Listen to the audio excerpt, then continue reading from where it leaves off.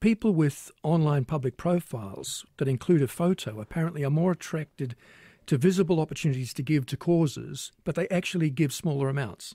So they talk more about it, but they give less. Okay. And I think this is another interesting reminder to me of the need for discipline with our online engagement, because another story earlier this week talked about the fact that lies travel 6 times faster on Twitter than the truth. This was a big study done by none less than MIT in the United States. It also said a lie is apparently 70% more likely to be shared on social media than truth.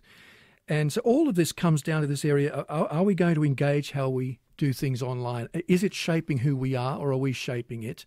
Do we rely on governments too much to correct these social media platforms, or are we willing to call out those who are, for example, lying online or telling fake stories online? So it raises a whole bunch of interesting questions and a debate we need to have. In that word of the truth is the trust. And Mal, this is another charity coming out, having done something that, the public is different to what the public thinks is going on.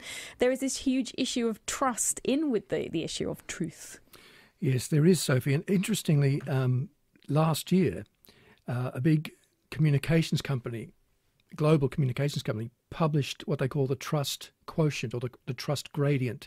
And over the last few years, they've been looking at trust in public institutions. How do people feel about business, about politics, and so on?